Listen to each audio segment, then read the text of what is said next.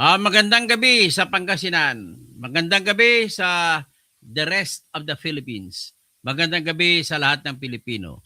Andito naman po tayo, pag-usapan natin yung isa na namang tinatag na Ghost Project. Kaya dapat siguro kakantahin na natin, paborito natin, isang kantang ito, lumang kanta. Ghostbuster! Tananana! Ghostbuster! Yan na lang mangyari sa atin ito. Paano yan? Hindi naman kaya ni Bongbong ito, no? So, ito, pakikwento nga kasi ikaw nakakaalam nito, ipi-play ko muna. Kung pwede kang kung may salitang interview kasi ito sa mga Pangasinense. Sa mga salitang Pangasinense, ita-translate ni Jaime Aquino sa Tagalog. O ito, ipi-play natin ha. Ayan. Ako ngayon sa Barangay Santo Tomas sa Nasito, Pangasinan, na kung saan ipapakita ko sa inyo yung sinasabi ng barang officials na existing na yung flood control Asan? na ginawa ng Department of Asan? Oh, stop natin. Asan dyan? Flood control. Wala ko nakita. Lupa lang yan. Ano yan? Public Works na sa kanilang lugar. Tingnan ninyo kung existing yung project. Sino ang nagsisinungaling sa amin? Yung Barangay Council, sina Christopher Di Venecia, dating congressman ng ikapat na distrito, mga Public Works on Highways o ako. Tingnan ninyo, tingnan natin kung sino ang nagsisinungaling sa amin. Ako ba o sila? Tingnan naman ninyo. Okay? Yung sinasabi nila natapos na itong project noong pang 2023 ay ang project na ito yung karugtong nito ay natapos na yan 2023 pa na-was out noong bumagyo ng bagyong Imong at Crising. So, ngayon lang nagawa ito. Noong nag-video ako rito noong ban ng noong September 28 at September 24 ay October 24 ay hindi pa natatapos ito. Pero ngayon tapos na yung karugtong nito. Pero ang budget nito ay nagkakalaga ng 86 million pesos. 186 million. So balit tignan ninyo. Tingnan ninyo kung tapos na o hindi. Ang project ang natapos. Tingnan nyo ang kabulastugan ng Department of Public Works. Wala. Yung pinapakita nila sa video ay ngayon pagkatapos kung may sampa yung kaso sa ombudsman laban sa kanilang lahat ay gumawa sila ng paraan para mapagtakpan ang kanilang kabulastugan. Binidyohan nila yung katatapos lang na kanilang ginawa. Subalit ito hindi nila ipinakita sa publiko.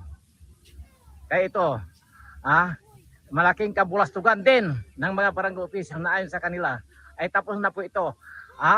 At existing na po itong project nito ayon sa kanilang resolusyon na kanilang ipinasa noong November 28, 2025 sa taong kasalukuyan. Pwede ba na masampahan ang kaso sa ombudsman yung mga barangay kapitan sa pagsisinungaling? Actually, Katuto, nagsampa po ako kahapon sa opisina ng ombudsman ng falsification at administratibo. Okay. Kung saan ay ginamit kong basihan ang aking kinuhang video at litrato sa mga sinasabi nilang existing na project ng Department of Public Works and Highways.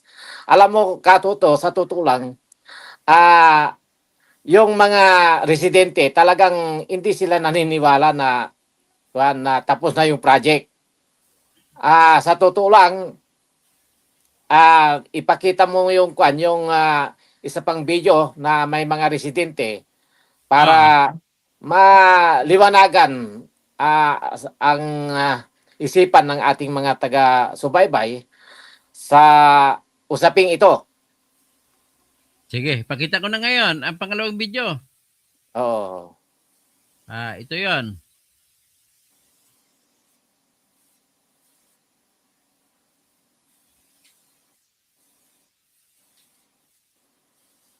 Dala. Ulitin ko. Ah, oh, nang yo Ulitin ko. tanay. Ha? Antoy, akin eh.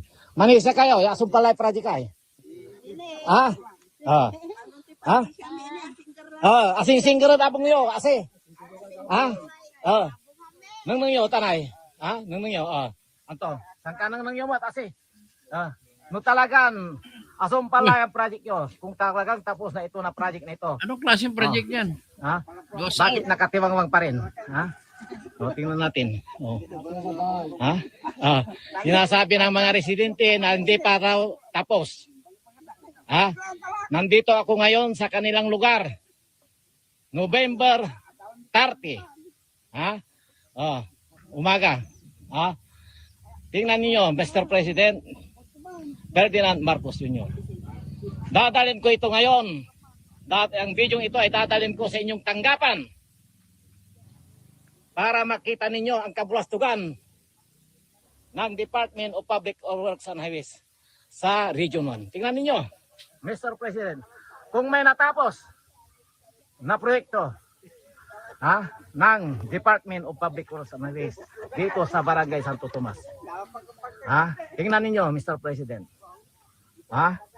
Yung sinasabi nila, ito ay pinunduhan. Unang punto nito ay 40 million pesos.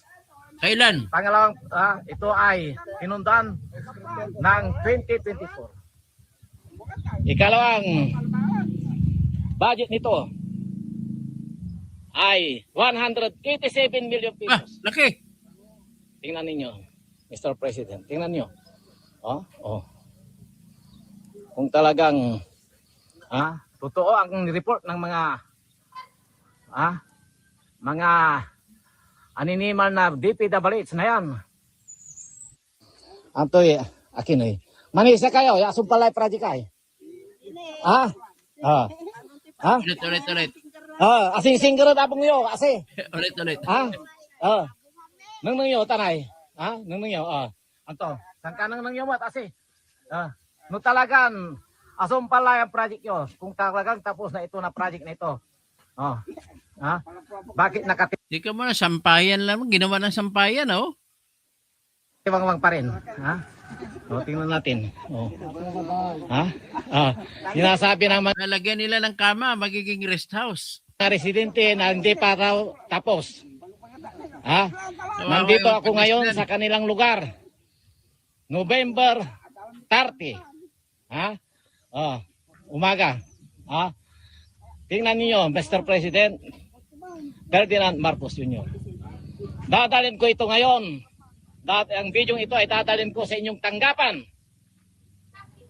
para makita ninyo ang kabulastugan ng Department of Public Works and Highways sa Region 1. Tingnan ninyo. Mr. President, kung may natapos na proyekto ng Department of Public Works and Highways dito sa Barangay Santo Tomas.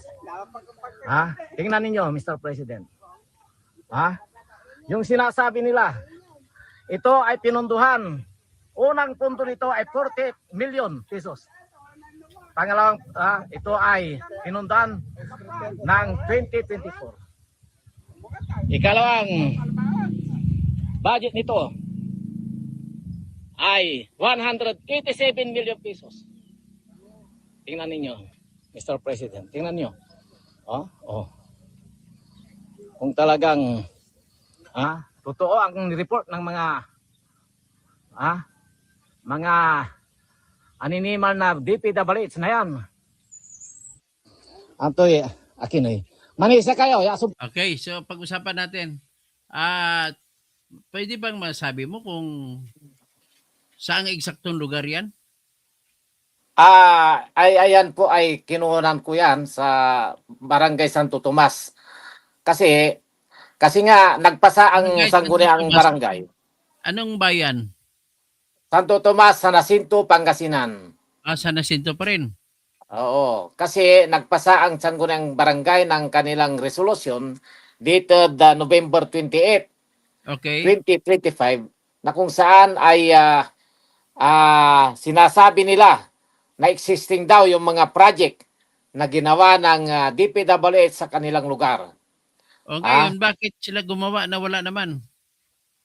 Yun nga ang kabulastugan nila. Yun nga ang questionable diyan kasi November 30, talagang umaga noong linggo yun. Pumunta talaga ako doon. Nakipag-coordinate ako sa police station ng San Jacinto, Pangasinan at binigyan nila ako ng escort na pulis. Para lang mabidyohan ko ulit yung sinasabi nilang project na tapos na ng Department of Public Works and Highways. Nakita naman ninyo yung video na walang project, ghost project.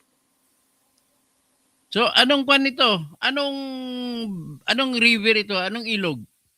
Yan po ay Angalacan River ng Barangay Santo iba Tomas. pa to. Ang Angalacan San River. Jacinto, Pangasinan. Angalacan River. Nung isang araw, ng last week o the other week, meron tayong pinicture na river. Anong ilog yun? Yan yung yung sa Sitio Dalomat. Yun yung Abinulong River. Abinulong River. Oo, yun yung Abinulong River na hanggang ngayon nakatiwangwang pa rin. Kahit na na-live na natin, nakatiwangwang pa rin? Walang gumawa kasi nga ay pag gagawin nila yun, bistado na sila. Na talagang ghost project. Oo. Paano na ngayon? Di ba ang barangay nung una na may resolution din doon sa Abinulong? Wala. Parehas din. Parehas sinasabi nila sa resolution nga yung Sitio Dalomat, Santo Tomas, tapos na rin. At saka yung Santo Tomas, Angalacan River, tapos na rin. Pero ipinakita ko na pinuntahan ko talaga yung lugar at nakausap ko yung mga residente na talagang kinukumpirma nila na wala pang natatapos na project. Yun, dapat yung mga taga-Pangasinan isumbong kay Jaime, huwag kay Pangulo. Oo. Kasi, alam mo, Katoto, kung talagang seryoso ang ginagawa kong ito, gumagamit ako ng sarili kong pondo, sarili kong pera. Kung talagang seryoso, ito po ay ginagawa ko upang hamunin si Presidente Marcos. Kung talagang siya ay seryoso, na ipatigil, ipakulong ang mga kurap na opisyalis ng ating gobyerno. Kailangan unahin niya ang lalawigan ng Pangasinan, lalawigan ng Ilocos Norte, lalawigan ng Ilocos Sur, lalawigan ng La Union, na ito ay Region 1. Okay. Dahil ang daming corruption dito na flood control, ang dami.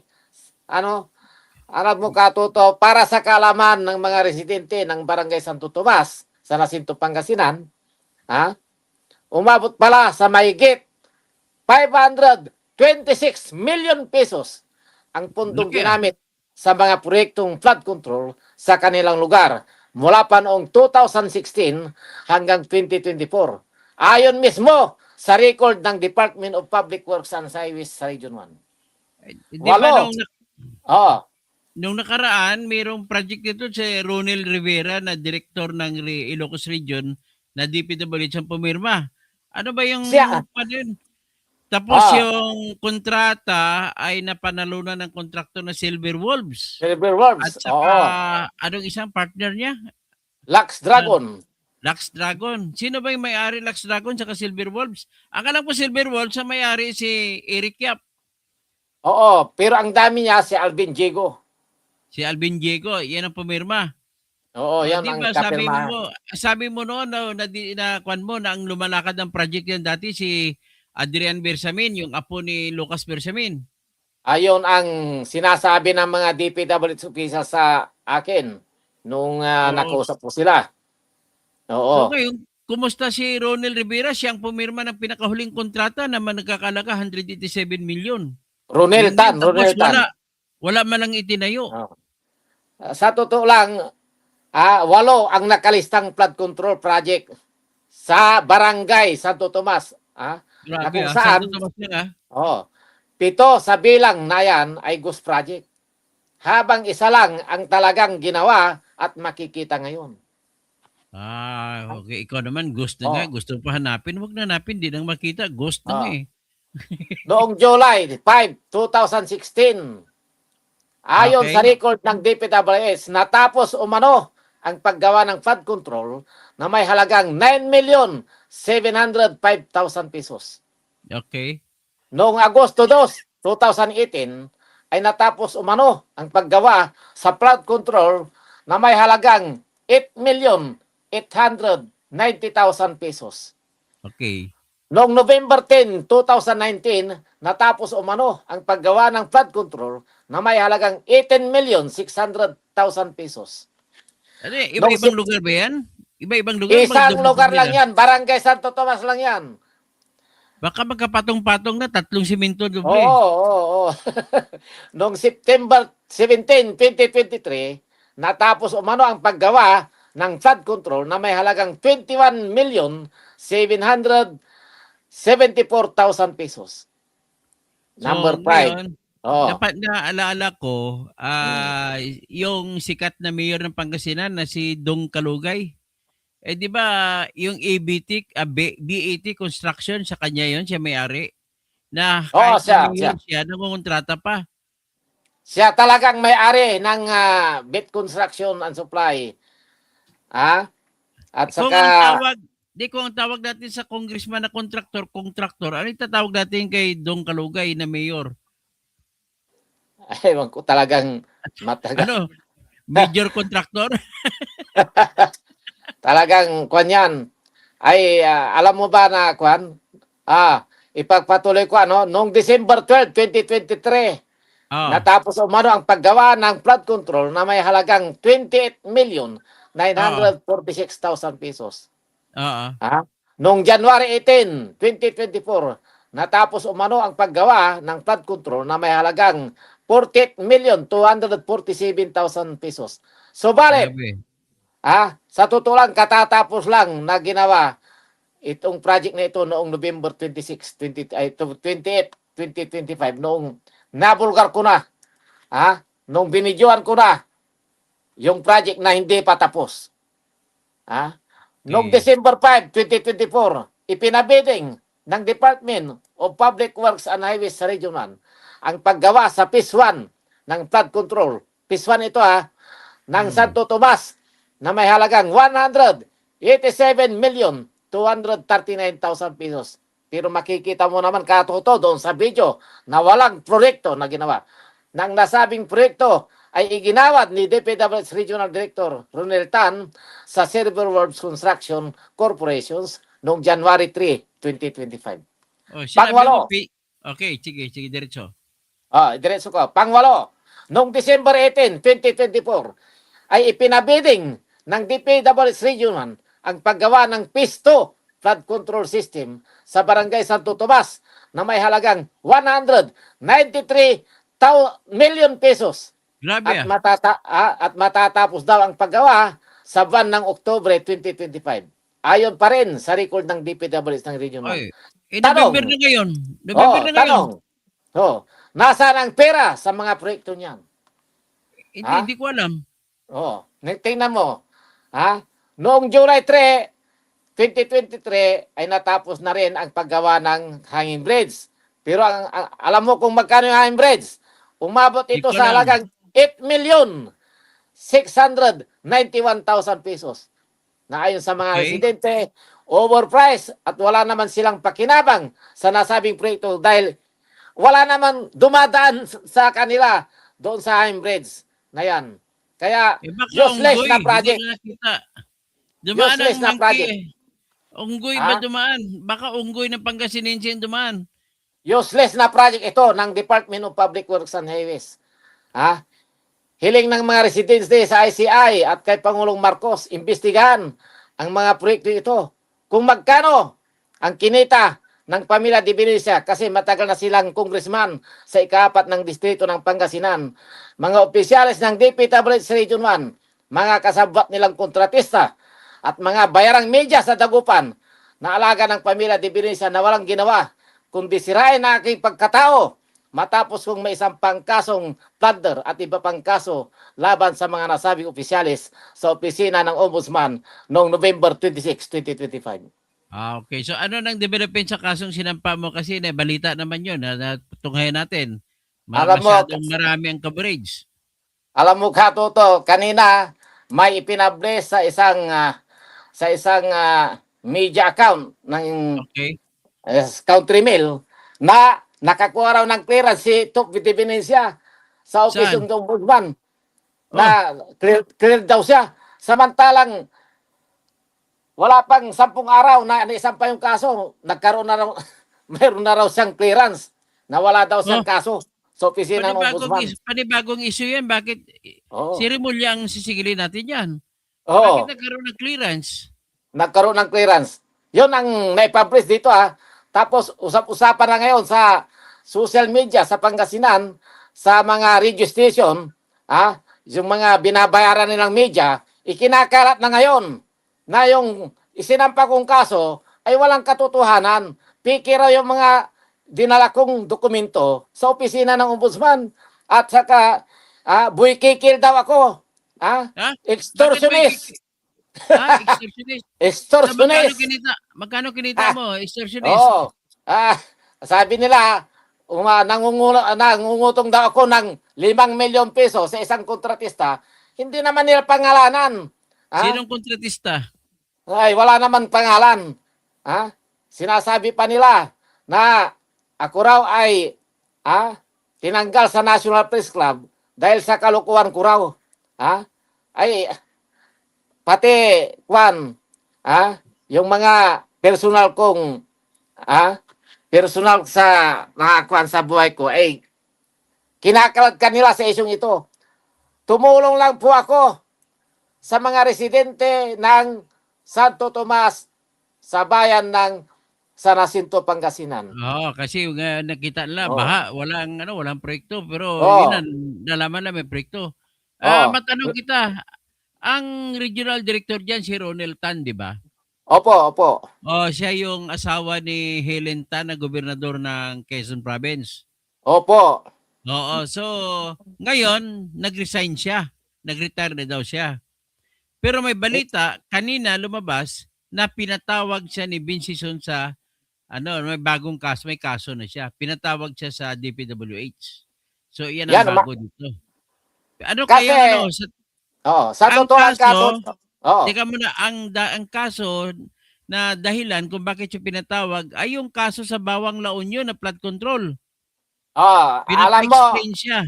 Alam mo kasi nagrereklamo rin ako doon sa mga nagsampa ng kaso kung bakit hindi nasali ang kanyang pangalan. Sabi ng mga kontratista dito, sabi ng mga opisyalis ng DPWH sa Region 1, bakit hindi nakasali ang pangalan ni Ronel Tan sa mga kinasuhan dahil siya naman ang pumipirma sa mga bidding, pumipirma sa mga kontrata, dahil malakihan na yung punto sa mga flood control. Siya talaga ang pumipirma sa kontrata. Paano ngayon niya may nakitang mga ghost project sa Ilocos Norte?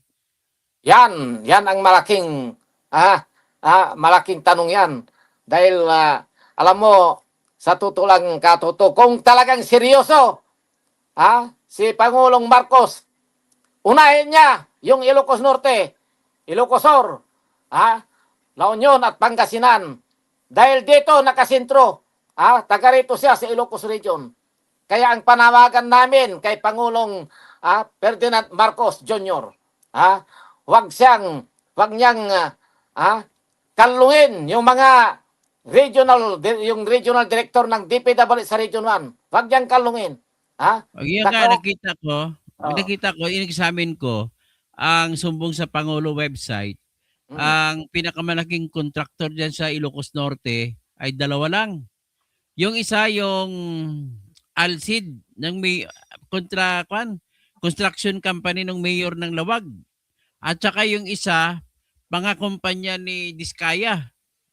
Yun ang mga malalaking kontraktor sa Ilocos Norte. Pero naalala ko na may binasa si Carly Diskaya na paragraph 30 sa kanyang pangalawang affidavit na kung saan ay kinontak pala si ni Ronel Tan para gamitin ang mga kanya, ang korporasyon niya sa pangakontrata doon. Pinagsaksak-saksak niya tapos sila ni Ronelton ang nagpagawa. Yan ang totoo pala. So, ibig sabihin, walang direktang control sila ni Curly Discaya sa kanilang kontrata sa Ilocos Norte. So, yan ang Correct. sinusumbong niya. So, ngayon, having said that, bakit ang isa lang gusto ko inform sa iyo, ang ICI 2 buwan na lang daw at magsasara na. Bakit isasara? Kasi hindi na nasunod ang gusto ni BBM. Kaya dapat ang ganito, pinatawag ng ICI si Sandro, anak niya. Tapos, yan yung anak niya na kabukha ni Bungdasa. Tapos, pinatawag din si Pulong Duterte. Si Pulong Duterte, sabi niya, wala namang kapangyarihan niya, bakit ako pupunta? Sabihin, kinantyawan ngayon ni Sandro, si Pulong, bakit di ka pupunta? Ibig sabihin, guilty ka. Kasi siya na pumunta. Pero ano masasabi mo? Pumunta nga, nag-executive session naman, sikreto namang hearing. Anong klase yun? Pakitang tao, takot din. Sino mas takot sa kanila? Sino mas duwag sa kanila ni Pulong Duterte? Si Pulong Duterte na nagsasabi walang jurisdiction ang ICI kasi walang contempt power. Pangalawa, si Sandro na dumalo pero humingi ng secret lang tayong hearing natin. Sandro naman ang duwag. Kaya, Ano mangyari? Ano ekspektasyon mo? Ano mangyari sa bayan natin? kagaya ko ngayon, lumalaban ako sa issue ng flood control. Nag-inspection ako sa tuwing may tatawag sa akin na mga grupo ko. Sabi nila, ay punta mo ito, Boss Jaime, kasi, para makita mo yung tulay na ginagawa, hindi pa tapos. Okay. Pinupuntahan ko yan. Sarili kong gastos yan. Walang ambag ng gobyerno sa akin. Pero, ang masakit sa akin ngayon, na naririnig ko sa mga media ng Dagupan na binayaran ni Divinesia, ay isa akong extortionist. Pinagkaisahan ka na. Oo. Nag-iisa lang po ako rito. Tapos may sumausaw pa na media ng Manila, yung si Bal Gonzales, na sinabi niyang extortionist ako. Extortionist daw ako. Sabi niya. Ay wala naman sinabi kung saan ako nag-extort. Alam mo, Katoto, sa totoo lang, yung si Bal Gonzales, muntik ng mahuli yan dito sa Pangasinan, kasama yung mga grupo ni Senador Raffy Tulfo noon na umiikot sa mga piryahan dito sa Pangasinan. Akala ko ay ginagamit si Raffy Tulfo noon ng grupo ni Bal Gonzales. Sabi niya, akala ko si Tulfo, babaero, manyak. Kasi yung Viva Babes. Matagal na akong media sa Pangasinan. At alam ko kung sino yung mga umiikot na mga taga Manila na media. Isa na yan si Bal Gonzales ng DCRH. Sabi niya noon, nung ipahuli ko yan sa Pusurubio, huli na namin yan. Nagpakilalang bata ni Raffy Tulfo. Kaya yung chief of police na tarantado rin, ayaw niyang hulihin. Kasi nga bata ni Raffy Tulfo, baka isumbong daw kay Raffy Tulfo noon, hindi pa senador si Raffy Tulfo. Baka isumbong daw si Juan, ay magagalit daw si Raffy Tulfo sa chief of police ng Pusurubio noon. Kaya hindi sinuli. Tingnan mo yan. Yung kabulastugan ng Bal Gonzales na yan. Doon sa Bayambang, ay sa Malasike, umuorbit yan si Bal Gonzales sa piryahan. Sabi ko kay Hipe, ang Hipe noon, Colonel yung Hipe noon Sabi ko, sabi ng piryante sa akin, malaki raw ang kinukuha ni Bal Gonzales sa piryahan. Dahil yan ang daw ang utos ni Raffy Tulfo. At saka si Bin Tulfo sa kanila. Nakakutsiyan ng maliit na kutsi. Yung Avanza ang service nila. Pero noong nagreklamo yung Periantes, iintrapin sana namin, nung intrapin na namin, nagpakilala ulit si Bal Gonzales na kanang kamay ni Rapi Tulfo. Kaya yung higipin na naman ng Malasiki noon, hindi niya sinuli. Oo. Kahit nagre-reklamo na yung Periantes. Alam mong kinukuha nila, 500 yung pag isang bayan, ang kinukuha nila weekly ay 50,000 pesos ang weeklyhan na gusto Tuwing nila. isang linggo, weekly, Isang no? linggo. Oo. Kaya kilala ko yan, si Bal Gonzales.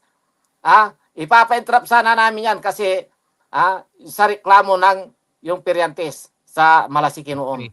Sige, susunod natin pag-usapan yan. Ipakita ko lang si Rapi Tulfo ito. Patingnan, panoorin mo. Vlog ko kanina. Ay, hindi pala ito. Remove. Ipakita ko lang si Rapi Tulfo na vlog ko kanina. Ang galing niya eh.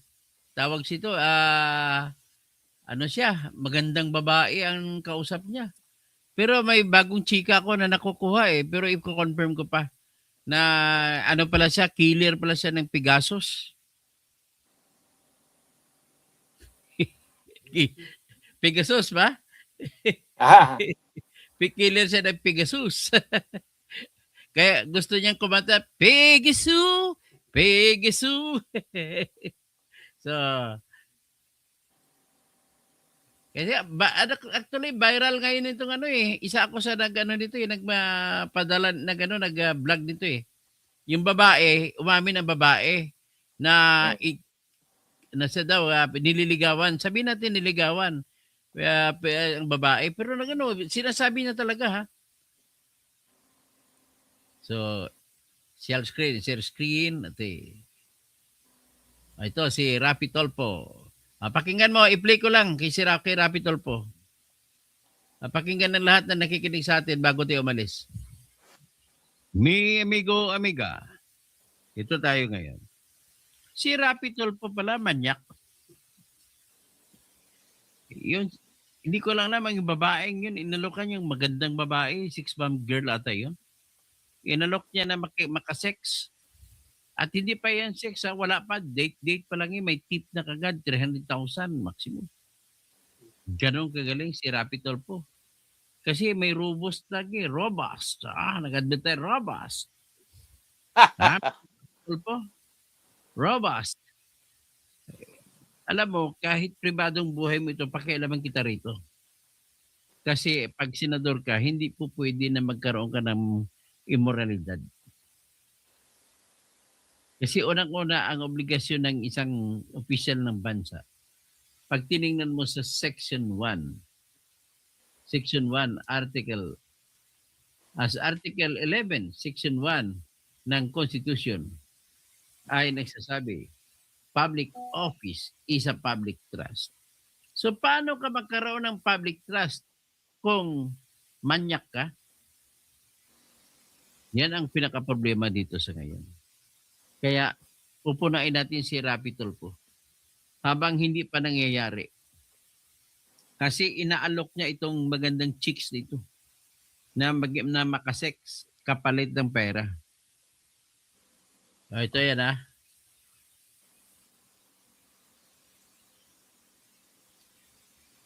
For example, may nag-offer sa'yo ng tao ng pera for sex. Yan. Send proposal.